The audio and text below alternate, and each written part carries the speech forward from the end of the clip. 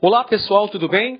Eu sou o professor Edenilson Moraes, professor de História do LAC Concursos, e desta vez iremos trabalhar a expansão ultramarina portuguesa. Esse assunto que é muito importante para a compreensão do processo de colonização do Brasil, que foi feita pela coroa portuguesa. Portanto, senhores, se torna extremamente importante entender os fatores que levaram à expansão ultramarina e comercial europeia, entender também de que maneira Portugal acabou assumindo a primazia. Portugal foi o pioneiro nas grandes navegações e compreender principalmente quais são os principais desdobramentos, as principais consequências da expansão ultramarina portuguesa. Mas antes de entrarmos de cabeça, de mergulharmos nesse mar de informações sobre as grandes navegações, necessário se faz compreender o contexto histórico vivenciado na Europa entre o final da Baixa Idade Média e o início da Idade Moderna. Pois bem, senhores, durante a Baixa Idade Média ocorre o renascimento comercial e urbano, que é uma das principais consequências das cruzadas. Pois é, as cruzadas foram expedições militares que foram incentivadas pela Igreja Católica e pelos Estados nacionais europeus com o objetivo de recuperar a Terra Santa que estava nas mãos dos muçulmanos. Evidentemente que os europeus não conseguiram concretizar esse objetivo de conquistar definitivamente Jerusalém, a Terra Santa. Entretanto, nós temos importantes resultados comerciais das cruzadas, que foi o estabelecimento do intercâmbio comercial entre Europa e Oriente, que foi fundamental para a revitalização do comércio no continente europeu, o que vai contribuir também para o renascimento comercial e urbano daquele continente. E o surgimento de uma nova classe social diretamente envolvida com o comércio. Estou me referindo à burguesia comercial. Desse processo, é importante destacar que as cidades italianas de Gênova e Veneza assumiram o monopólio do comércio oriental. Elas controlavam a navegação através do mar Mediterrâneo. Prestem atenção, senhores, era através do mar Mediterrâneo que se estabelecia o contato, o intercâmbio entre a Europa e as Índias, o Oriente. Era nas Índias que estavam as valiosas especiarias orientais. Entretanto, esse caminho, esse trajeto através do mar Mediterrâneo era controlado pelas cidades de Gênova e Veneza. Evidentemente que elas, monopolizando essa rota comercial, tinham então o controle sobre o comércio na Europa e vendiam os produtos de acordo com seus interesses. É pensando em quebrar o monopólio das cidades italianas que os países europeus vão empreender uma grande epopeia que se constitui a conquista do Mar Oceano, o Mar Tenebroso, também chamado de Mar das Tormentas. Ora, senhores, eu estou falando do Oceano Atlântico. O Oceano Atlântico não era dominado pelos países europeus até então. As navegações eram costeiras, de curta duração, de curto percurso. Afinal de contas, as viagens eram muito arriscadas. Esse processo de conquista da navegação através do Oceano Atlântico ficou conhecido como grandes navegações ou expansão marítima e comercial. Esse processo histórico teve como pioneiro Portugal. Portugal é o primeiro país que vai se lançar nessa corrida, nessa busca por uma nova rota para se alcançar as preciosas Índias, onde estavam as valiosas especiarias orientais. É esse processo histórico que nós analisaremos a partir de agora. Pois bem, meus amigos, primeiramente precisamos analisar com muito critério quais são os antecedentes do processo de formação histórica da coroa portuguesa. Vejamos então quais foram eles.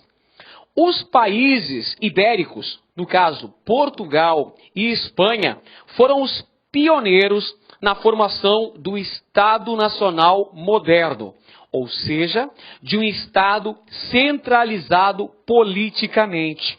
Afinal de contas, meus amigos, essa é uma pré-condição básica para a expansão marítima, uma vez que somente o Estado seria capaz de reunir todo o capital necessário para essa empreitada tão onerosa.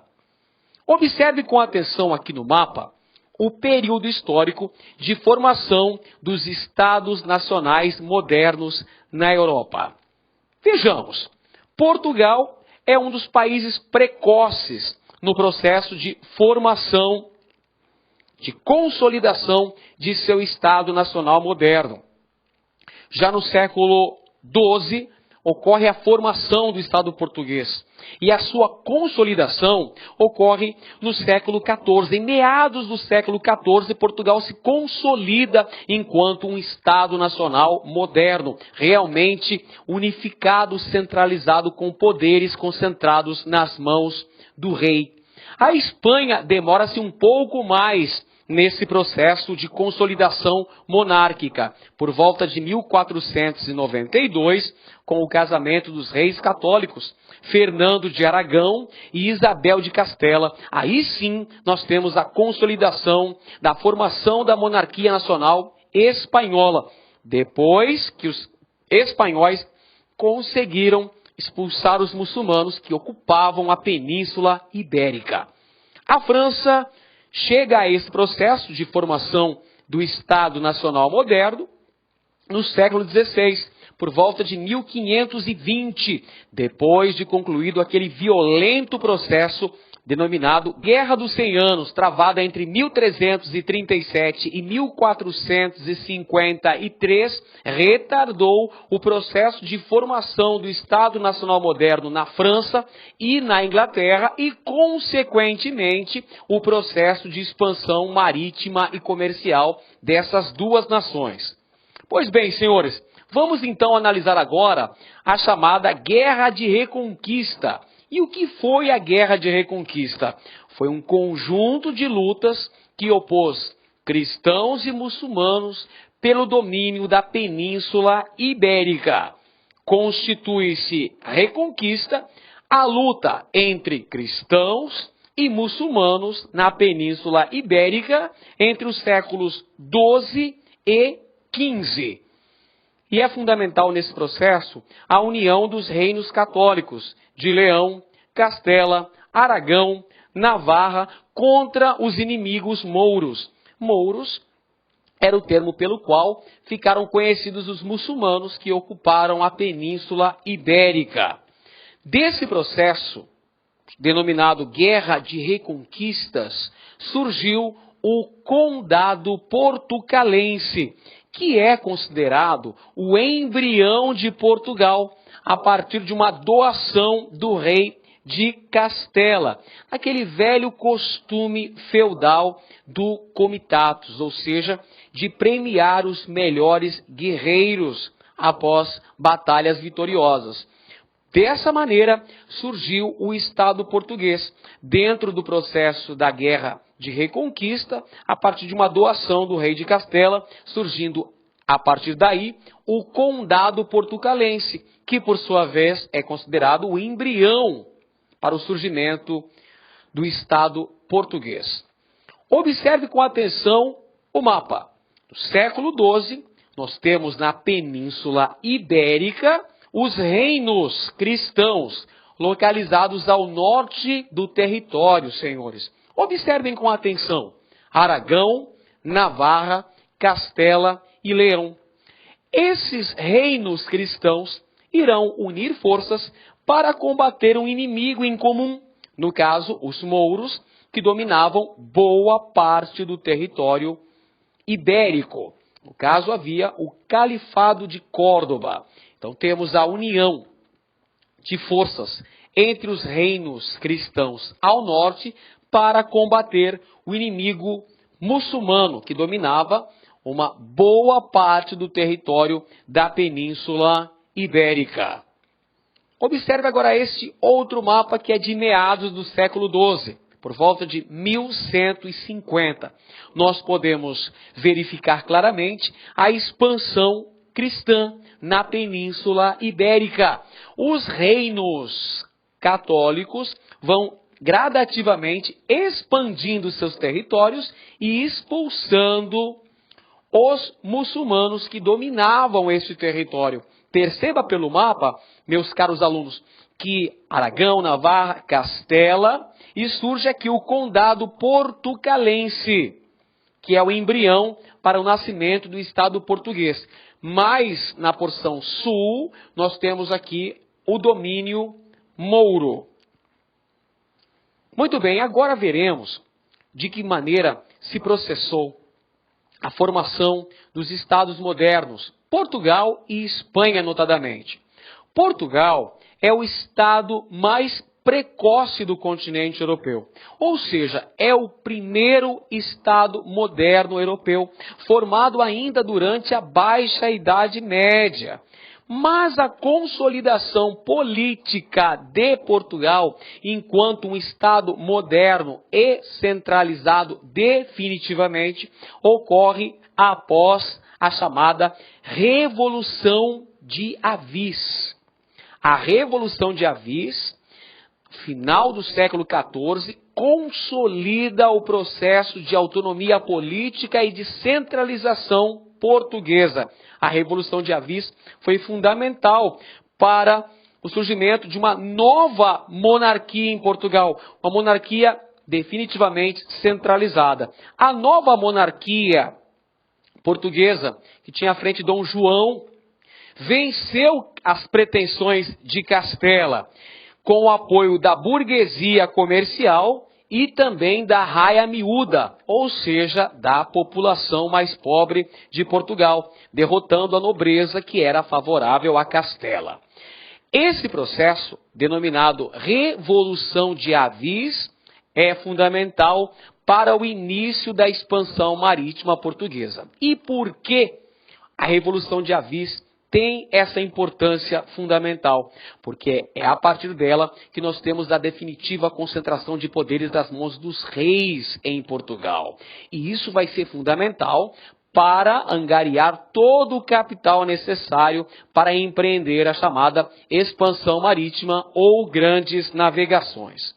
Observe agora mais um mapa do século XIII, em Portugal. Olha o surgimento de Portugal aqui já como um estado unificado, senhores. O território português. Portugal já como um estado moderno. E temos aqui os reinos católicos, Leão e Castela, Aragão, Navarra, e aqui o último bastião muçulmano na Península Ibérica, que era o Reino Mouro de Granada. Era a última possessão muçulmana na Península Ibérica. Quais são os fatores que explicam a demora espanhola nesse processo de formação enquanto Estado moderno? Muito simples entender esse processo, senhores.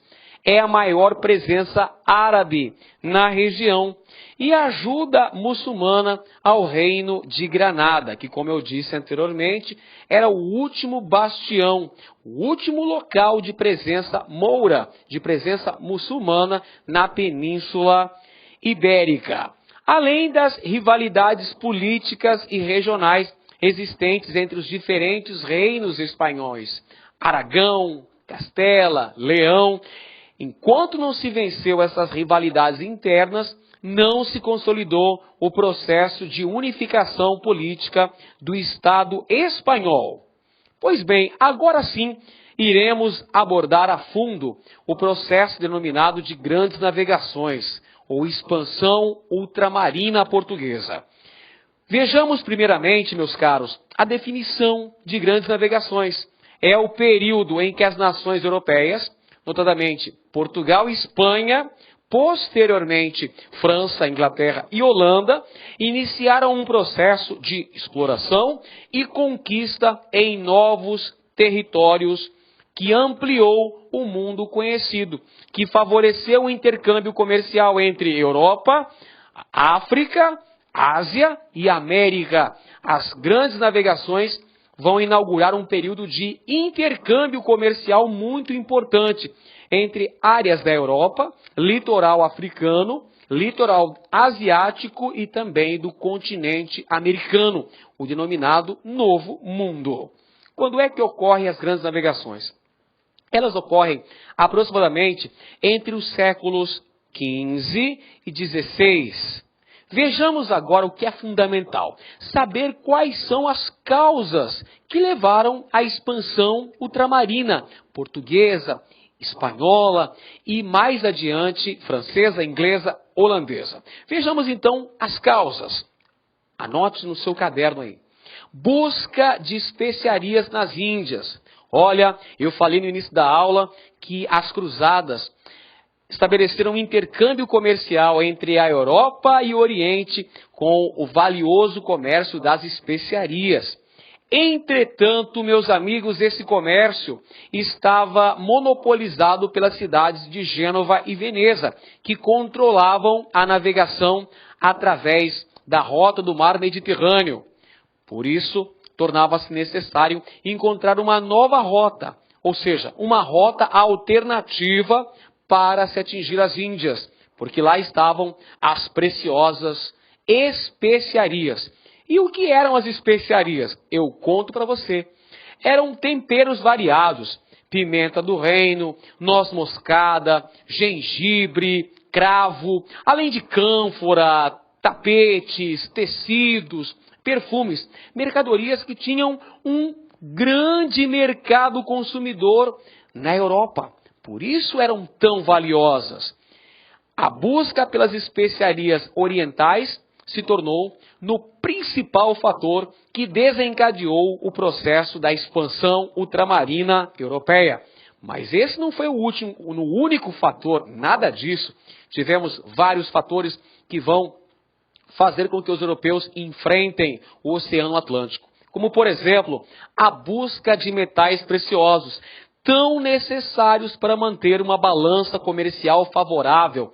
Afinal de contas, durante a Idade Moderna, nós tivemos o advento da política econômica do mercantilismo, que, entre outras coisas, era caracterizada pela intervenção do Estado na economia, pela adoção de práticas monopolistas e protecionistas, e também pela manutenção de uma balança comercial favorável. Para se manter uma balança comercial favorável, é extremamente necessário exportar mais do que importar. E é necessário também ter uma grande reserva de metais nobres, leia-se ouro e prata. A busca por metais preciosos tão escassos no continente europeu naquele período se constitui também um fator importante para o início das grandes navegações. Outro fator: a tentativa de se romper o monopólio comercial das cidades italianas de Gênova e Veneza. Ora, eu já disse para você, Gênova e Veneza monopolizavam a rota pelo mar Mediterrâneo. Na tentativa de se quebrar esse monopólio, Portugal e depois a Espanha vão se lançar nas grandes navegações. Fator secundário era a expansão da fé cristã. O processo das grandes navegações teve total aval da Igreja Católica. A Igreja Católica Apostólica Romana apoiou, endossou o processo das grandes navegações. Portanto, a expansão da fé cristã era tida como um fator secundário. E, além disso, temos também o fortalecimento das monarquias nacionais e o desenvolvimento da política mercantilista. Exatamente. Essa política de intervenção do Estado na economia, de manutenção de balança comercial favorável, de práticas monopolistas, de práticas intervencionistas, vai ser a principal característica da economia europeia entre os séculos XV e XVIII. Outra causa importante das grandes navegações foi a ambição material, a busca pelas riquezas, a luta pelo rápido enriquecimento, proporcionado, entre outras coisas, pelo comércio das especiarias. Outro fator que vai ajudar bastante na expansão ou nas grandes navegações é o renascimento cultural, senhores. O renascimento cultural foi um amplo processo cultural, científico, filosófico, que começou na Península Itálica, ainda no século XIV, e acabou expandindo-se para outras partes da Europa, Portugal, Espanha, França, Inglaterra, Países Baixos. E o renascimento cultural foi fundamental para quebrar aquela mentalidade medieval, aquela mentalidade teocêntrica, aquela mentalidade calcada em muitos mitos, aquela visão mítica da vida. O renascimento cultural vai valorizar, entre outras coisas, o racionalismo, o cientificismo, o empirismo, a busca pelo conhecimento.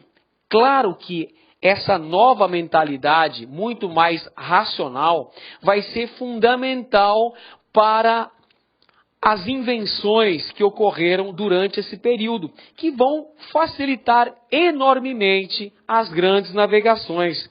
Como, por exemplo, o surgimento de novos aparelhos para navegação. Dentre eles, a bússola, o astrolábio, a utilização da caravela, o desenvolvimento da cartografia, que facilitou uma melhor localização em alto mar, e a aceitação de que a Terra é esférica. Tudo isso só foi possível por conta do renascimento cultural, que, como eu mencionei anteriormente, trouxe uma mentalidade mais racional para o homem europeu daquele período histórico. E um outro fator que também vai ajudar nas grandes navegações é o alívio das tensões sociais, que também se constitui num fator secundário das grandes navegações. E as guerras? Sim, também as guerras com o objetivo de ocupar e prestigiar os nobres se constitui num fator secundário da expansão ultramarina portuguesa. Vejamos agora neste resumo, rapidamente, senhores, os fatores que levaram à expansão marítima e comercial. Processo também denominado de grandes navegações. Processo este que teve Portugal como pioneiro. Portugal é o primeiro país a se lançar na conquista no Oceano Atlântico. A prioridade portuguesa. Vejamos então, quais são as motivações?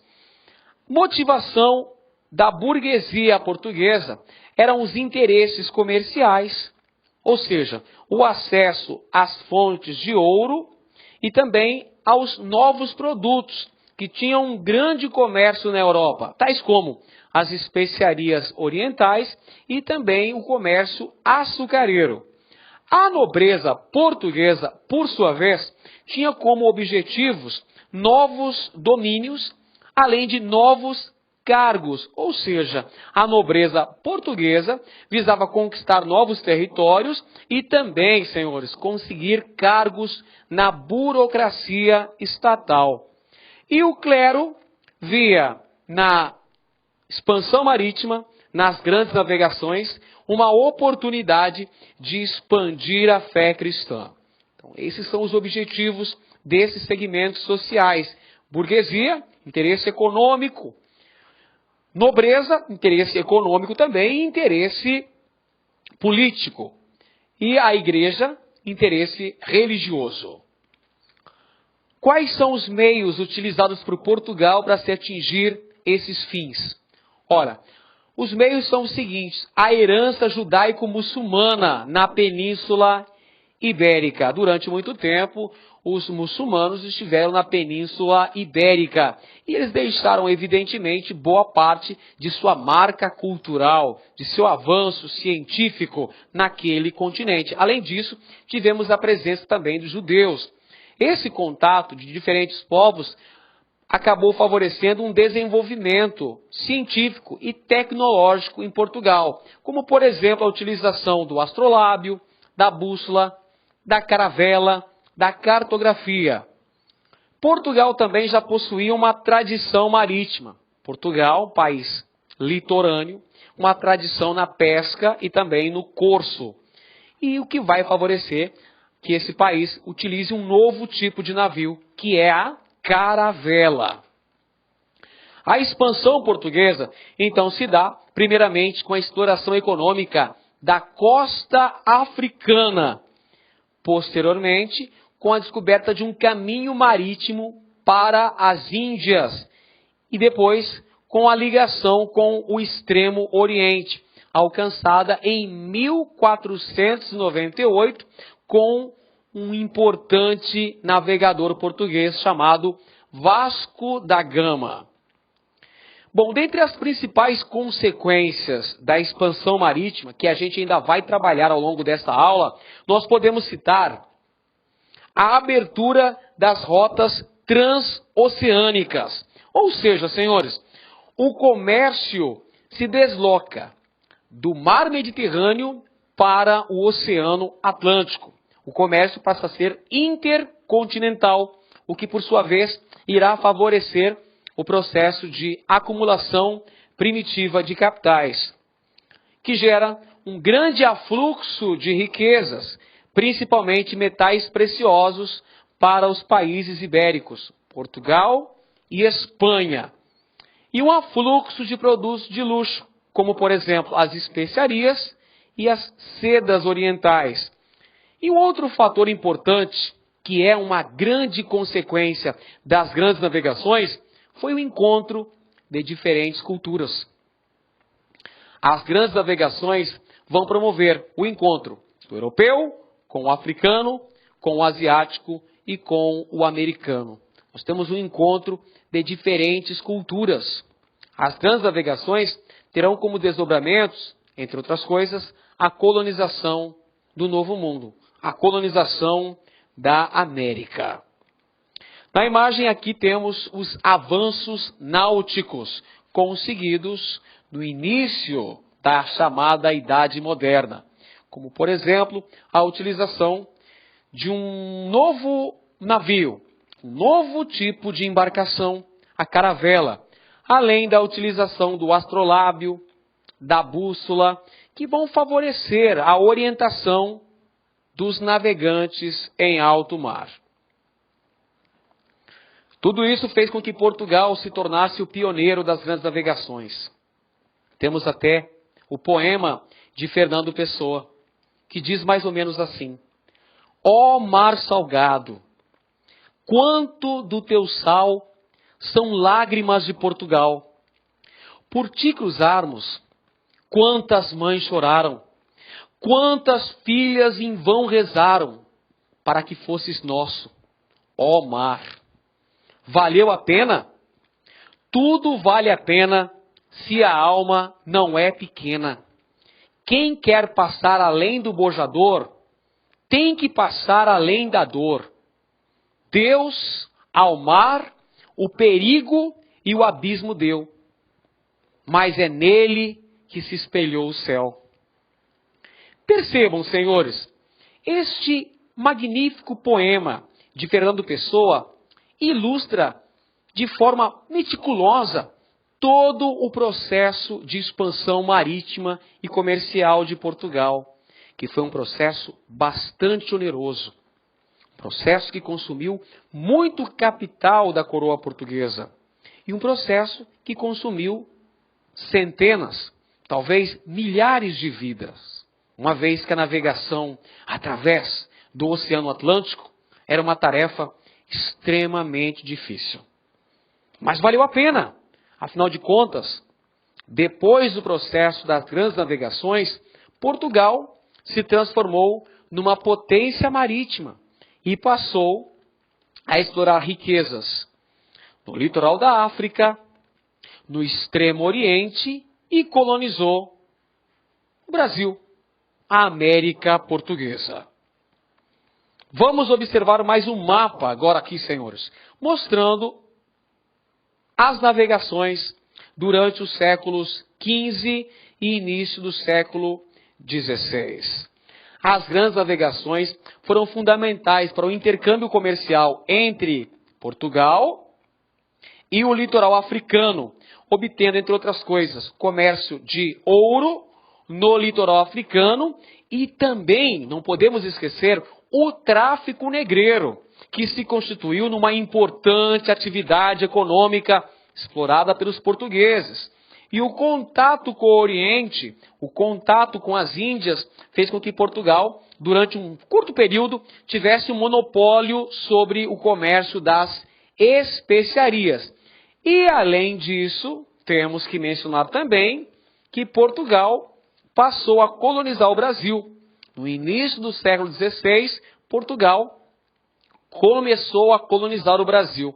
E a colonização do Brasil, é preciso que você tenha isso em mente, está diretamente relacionada ao processo de expansão ultramarina portuguesa. O domínio da navegação no século XV faz de Portugal o pioneiro do expansionismo europeu em direção ao Oriente.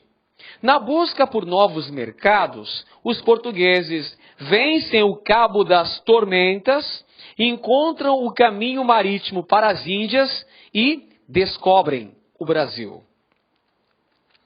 O pioneirismo português nas grandes navegações ocorreu em razão de sua precoce centralização administrativa, do apoio total e irrestrito que a coroa portuguesa recebeu da Igreja Católica, devido à política mercantilista que predominava naquela época.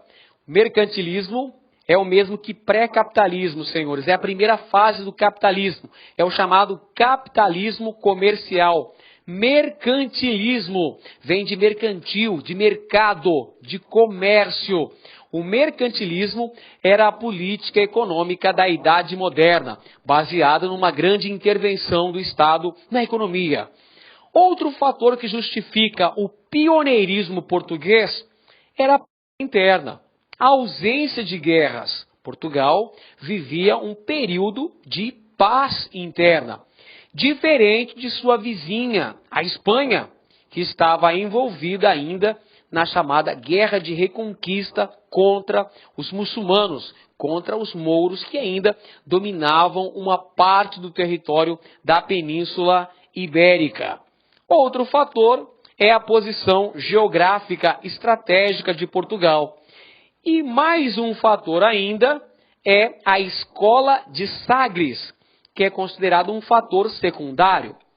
Aqui cabe um pequeno parênteses. Segundo alguns historiadores, a escola de Sagres nem teria existido.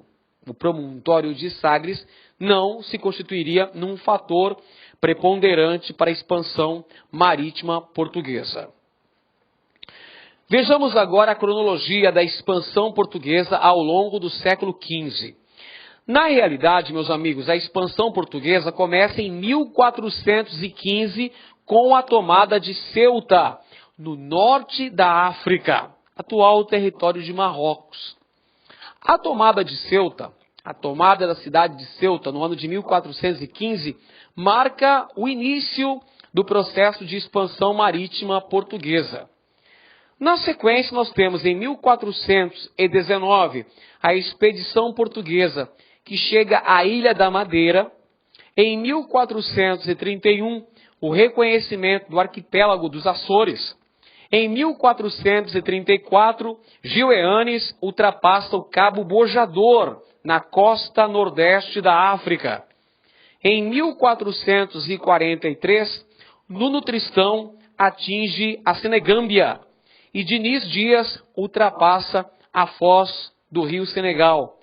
Em 1482, Diogo Cão descobre o Zaire. Em 1488, Bartolomeu Dias atinge o Cabo Sul-Africano, onde encontra uma terrível tempestade. Por essa razão, denominam-o de Cabo das Tormentas. Com isso, abre-se a possibilidade de se chegar às Índias, contornando o litoral africano. Mas o rei de Portugal, Dom João, resolve alterar o nome do cabo para outro mais otimista, o chamado Cabo da Boa Esperança. Observe aqui, senhores, 1488, o navegador português Bartolomeu Dias chega ao extremo sul da África, ao litoral extremo sul da África, ao chamado Cabo das Tormentas, que fora rebatizado pelo rei de Portugal como Cabo da Boa Esperança. É a atual cidade do Cabo, na África do Sul. A chegada de Bartolomeu Dias, em 1488, ao chamado Cabo da Boa Esperança, sinalizou para a possibilidade real de contornar o litoral africano e se atingir as Índias. Esse projeto português de alcançar uma rota alternativa que os levasse às Índias era chamado de, anote aí, Périplo Africano.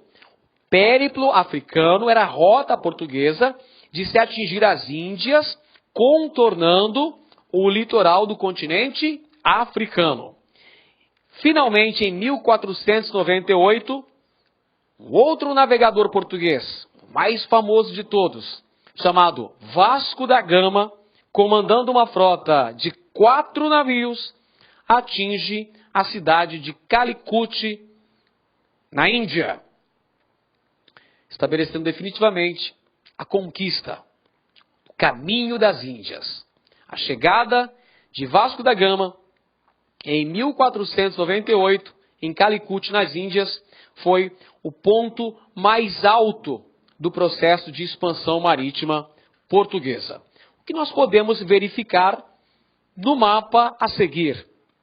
O processo de expansão marítima e comercial portuguesa, nós podemos destacar 3 datas fundamentais. A primeira delas em 1488, quando Bartolomeu Dias, contornando o litoral africano, chega até o Cabo da Boa Esperança. Chega ao extremo sul do continente africano. 10 anos depois, em 1498, outro português, Vasco da Gama, consegue concluir o chamado Périplo Africano e atinge a cidade de Calicut, nas Índias, estabelecendo a conquista comercial portuguesa sobre a importante atividade do comércio das especiarias. E em 1500, outro navegador português, Pedro Álvares Cabral, veio até o Brasil tomar posse do território que, de acordo com o Tratado de Tordesilhas, cabia à coroa portuguesa. Em 1500, chega a expedição de Pedro Álvares Cabral para tomar posse do território em nome do rei de Portugal. Em seguida, Pedro Álvares Cabral se dirige para a Índia e nunca mais retorna para o território brasileiro. Pois bem, senhores, depois do processo da expansão marítima e comercial e dos primeiros resultados que foram obtidos pela Espanha, eu tenho que falar sobre isso. A Espanha se lançou atrasada no processo das grandes navegações, um atraso considerável. Cerca de 80 anos de atraso em relação a Portugal. Entretanto, precisamos saber que os espanhóis obtiveram resultados mais expressivos que os portugueses. Primeiro, um navegador genovês chamado Cristóvão Colombo, navegando a serviço da coroa espanhola, chegou até a ilha de Guanane, na América Central, e descobriu a América. E chegou até a América. Entretanto, a chegada de Cristóvão Colombo ao Novo Mundo vai inaugurar um período de disputas pela posse e pelo direito de colonizar esses novos territórios entre Portugal e Espanha. E de que maneira será que foi resolvido essa pendência, foi resolvida essa questão entre as coroas ibéricas? Essa questão foi solucionada através da assinatura de tratados de limites. 2 tratados especificamente. O Tratado Bula Inter Cetera, em 1493, e o Tratado de Tordesilhas, em 1494. Lembrando que Cristóvão Colombo chegou à América em 12 de outubro de 1492. Então aí nós temos o estabelecimento de uma disputa entre Portugal e Espanha pelo direito de posse, conquista e colonização do chamado Novo Mundo, ou seja, o continente americano. Essa disputa é solucionada através da assinatura de tratados. Primeiro, Tratado Bula Inter Cetera, senhores, de 1493, que estabeleceu 100 léguas a partir das ilhas de Cabo Verde. As terras localizadas do lado ocidental pertenceriam à Espanha, ao passo que as terras localizadas do lado oriental caberiam à coroa portuguesa. Entretanto, os portugueses não se sentiram contemplados, satisfeitos com a determinação do Tratado Bula Inter Cetera. Os portugueses acharam uma oferta muito pequena e reagiram. No ano seguinte, nós temos a celebração de um novo tratado, que é o Tratado de Tordesilhas, 1494. Estabeleceu que uma linha, um meridiano, uma linha imaginária seria traçado a 370 léguas a oeste das ilhas de Cabo Verde. As terras que estivessem a oeste de Tordesilhas caberiam à coroa espanhola.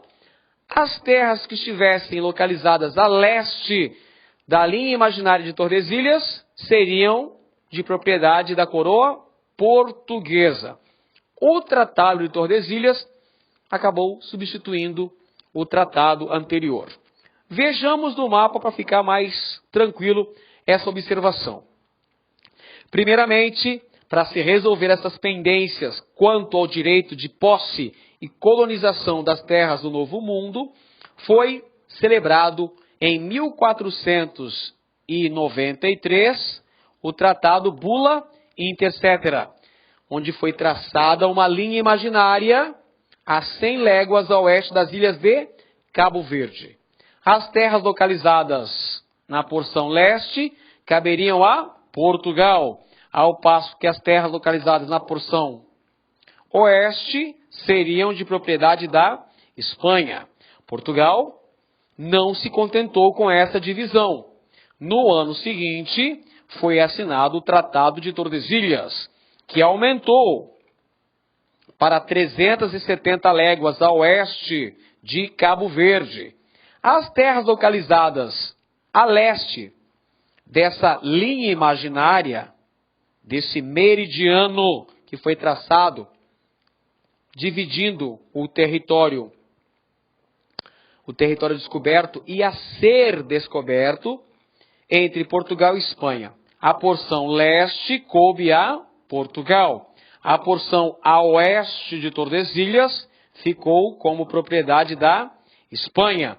Por esse traçado, nós podemos perceber que Portugal teve direito a colonizar uma parte do atual território do Brasil. Muito bem, senhores. Então, esses são 2 importantes tratados assinados entre Portugal e Espanha, principalmente esse segundo, o Tratado de Tordesilhas. Agora sim, vamos analisar, vamos abordar criteriosamente as principais consequências das grandes navegações. Afinal de contas, é fundamental você entender. E aí, quais são os desdobramentos? Quais são os resultados? O que se alterou no mundo a partir das grandes navegações? Vejamos então as principais. Deslocamento do eixo econômico do mar Mediterrâneo para o Oceano Atlântico. Essa é uma importante transformação das grandes navegações. Até o século XV, o comércio estava centrado na navegação do mar Mediterrâneo. E você se lembra, no início da aula eu disse que essa rota comercial era monopolizada pelas cidades de Gênova e Veneza.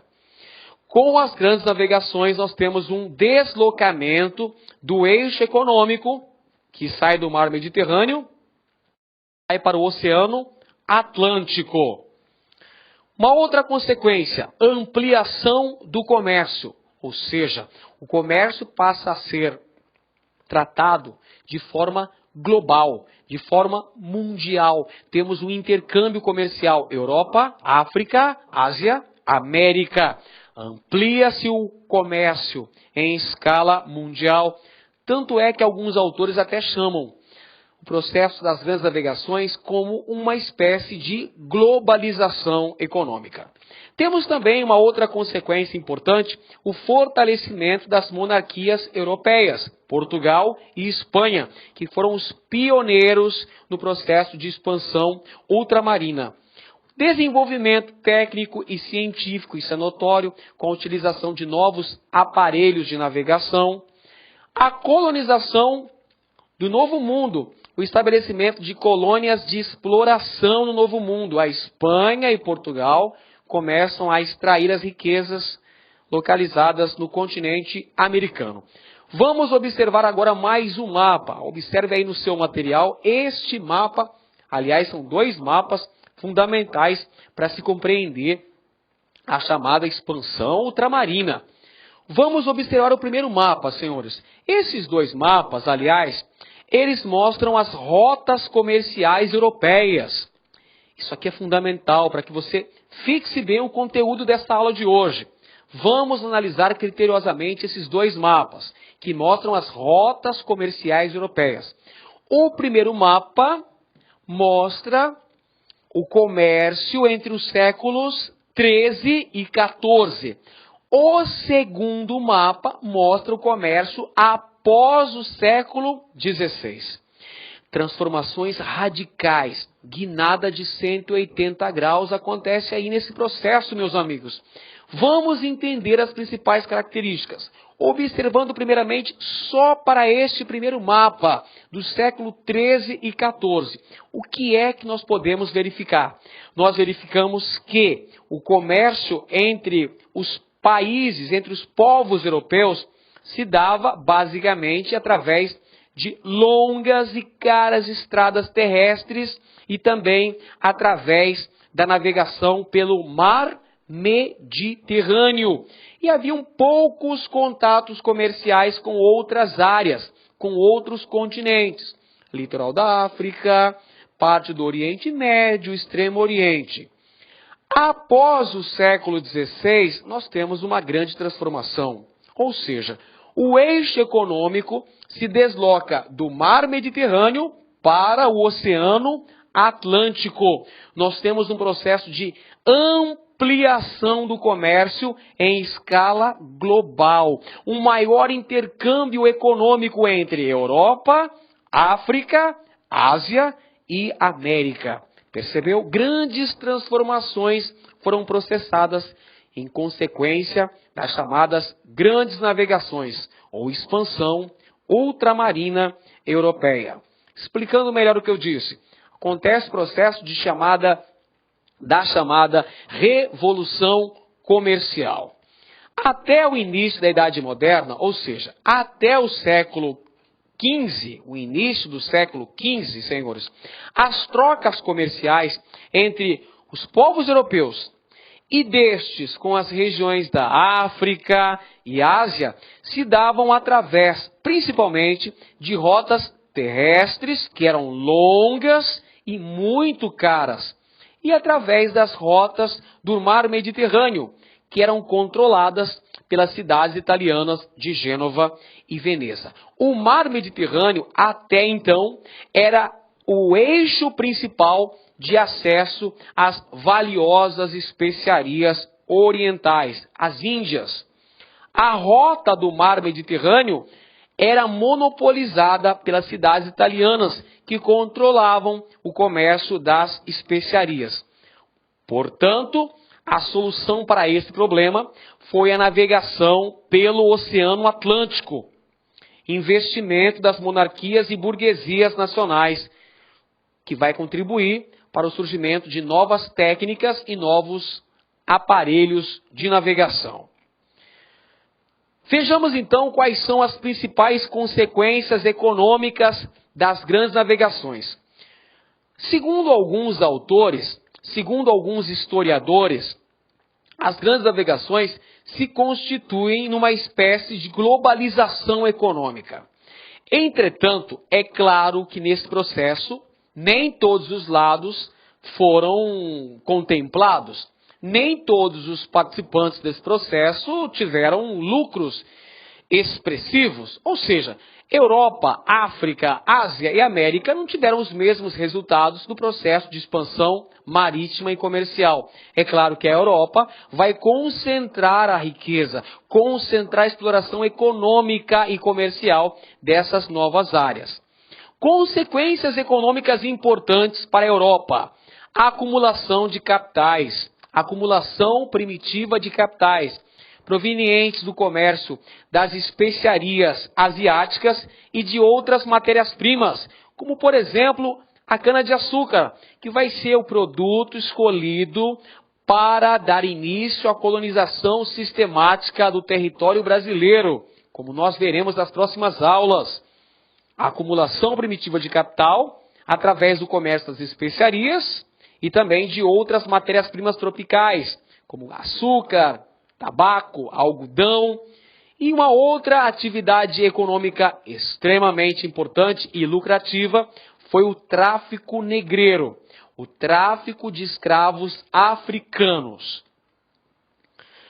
Outra consequência é o fortalecimento econômico da burguesia através do comércio com as áreas americanas e asiáticas. A burguesia comercial, que foi parceira do Estado português no processo de expansão marítima, irá colher importantes frutos desse processo, que é a acumulação de capital, que vai promover o fortalecimento dessa burguesia mediante o comércio com áreas asiáticas e americanas.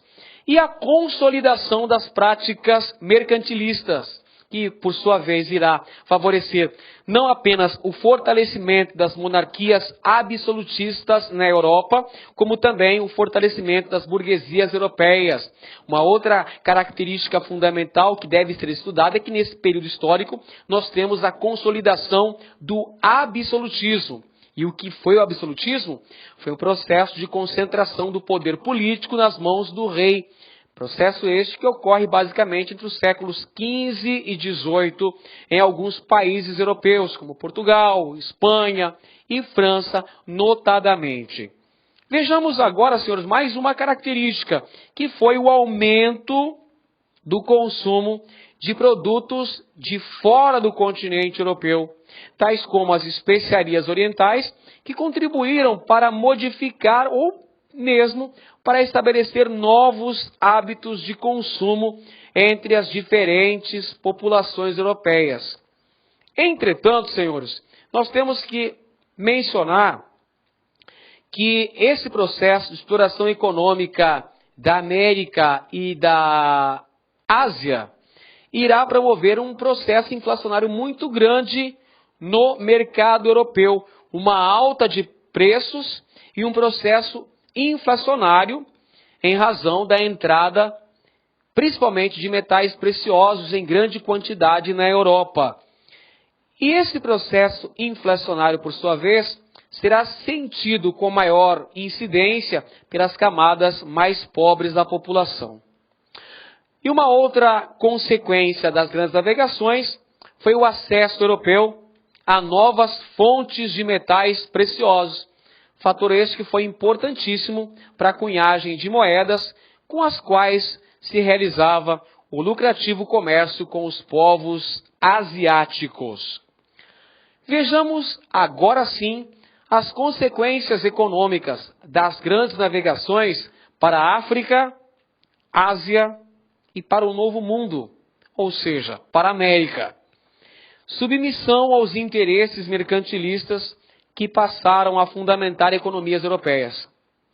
Claro que esse processo de domínio, de colonização das áreas localizadas no litoral da África, no litoral asiático e também no continente americano vão fazer com que essas populações nativas sejam submissas aos interesses mercantilistas europeus. Incorporação de práticas econômicas ditadas pelos interesses das monarquias e burguesias europeias e perda da posse e de outros bens materiais pelas populações nativas, sempre que os interesses econômicos europeus se apresentavam. É uma outra consequência importante do processo de colonização, a exemplo do que ocorreu no Brasil, onde os portugueses, evidentemente, que passaram a colonizar, que passaram a ocupar e explorar economicamente essas terras, tomando-as dos índios, que eram os primeiros habitantes deste território. Temos ainda como consequência a desorganização, eliminação ou retração de práticas econômicas autossuficientes praticadas por essas populações. Principalmente aqui no Brasil, as comunidades ameríndias, que tinham todo um modo de vida característico, tiveram o seu cotidiano alterado por conta do processo de exploração econômica ditada pelos interesses mercantilistas portugueses. Utilização de trabalho interno ou externo de trabalhadores como estratégia de ação econômica. E aí a gente pode mencionar mais um exemplo do Brasil. Primeiramente, com a extração de pau-brasil, os portugueses utilizaram-se de mão de obra indígena, chamado escambo. Posteriormente, os portugueses, com a introdução da lavoura de cana-de-açúcar, começaram a escravizar os indígenas e depois o negro africano foi utilizado como escravo. Pois bem, senhores, vimos então ao longo de nossa aula inaugural os principais fatores que levaram à expansão ultramarina portuguesa. Vimos também as causas que fizeram de Portugal o pioneiro nas grandes navegações e também analisamos as principais consequências deste importante processo histórico. Eu espero que os senhores tenham gostado de nossa aula, aprendido conosco. Um grande abraço a todos e te vejo na próxima aula.